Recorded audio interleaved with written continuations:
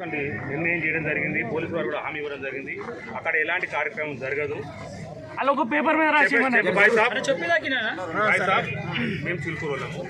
మాకు మద్దతు చేసిన అందరికీ పాదాభివందనం చేస్తున్నాం. అందరికీ కూడా మద్దతు తెలిపినందుకు, ధర్మం కోసం చేసినందుకు మా గ్రామం సమస్య మేము పరిష్కరించుకుందామని ప్రయత్నం చేస్తున్నాము. ఇది మద్దతు చేసిన సంతోషము. ఇష్యూ సాల్వ్ అయిపోతుంది. అక్కడ ఎలాంటి కార్యక్రమం జరగదు. అన్న మాట్లాడినాక మాట్లాడు. అప్పుడు ఏమైనా డౌట్స్ ఉంటే ఆయన క్లారిఫై చేశాడు. అన్ని తీసేస్తారు. అక్కడ ఎలాంటి కార్యక్రమం ఫర్దర్ ఎలాంటి కార్యక్రమం జరగదు. అది వాస్తవానికి వక్ఫ్ బోర్డులో ఉన్న ప్రాపర్టీ. దానికి బౌండరీ ఏదైనా చేసుకుంటే ఎలాంటి ప్రార్థనలు కానీ ఎలాంటి మస్జిద్ కానీ ఎలాంటి పర్మనెంట్ సెక్షన్స్ ఏది ఉండదు, ఏది చెయ్యరు. ఆ తర్వాత ఊర్లో ఉన్న ముస్లిమ్స్, మా గ్రామస్తులు, మా పెద్ద మనుషులు, మా ఊరిన పంచాయతీ వాళ్ళందరం కూర్చొని కూడా ఆలోచన చేసి ఇంకా వేరే మన ఫర్దర్ సొల్యూషన్ కూడా చేస్తాం. కాబట్టి మద్దతు చేసిన అందరూ కూడా ధన్యవాదాలు. ఈ సమస్య ఎంతటితో క్లోజ్ చేద్దాము. లేచే వారందరూ ఎవరు కార్యక్రమం వెళ్ళిపోవాలి.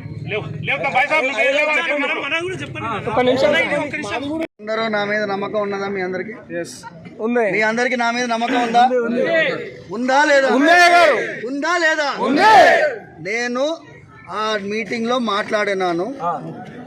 వాళ్ళు ఒక అష్యూరెన్స్ ఇచ్చినారు. ఆ అష్యూరెన్స్ ప్రకారం పోతున్నాం. అర్థమైందా? మెల్లగా ఒక్కొక్కటి జరుగుతుంది. నిన్నటి నుంచి ఏ కొత్త నిర్మాణం జరగదు. అక్కడ 4 గుంటల్లో ఫెన్సింగ్ జరుగుతుంది. కొత్త నిర్మాణాలు ఏమీ జరగవు. ఎలాంటి వాతావరణం ఇంతకుముందు ఉండిందో అదే కొనసాగుతుంది. ఇక్కడ ఎవరు కూడా విపరీతమైనటువంటి పరిస్థితి మనం సృష్టించకూడదు. వాళ్ళు కూడా సామరస్యంగా రావడానికి ప్రయత్నం చేస్తున్నారు.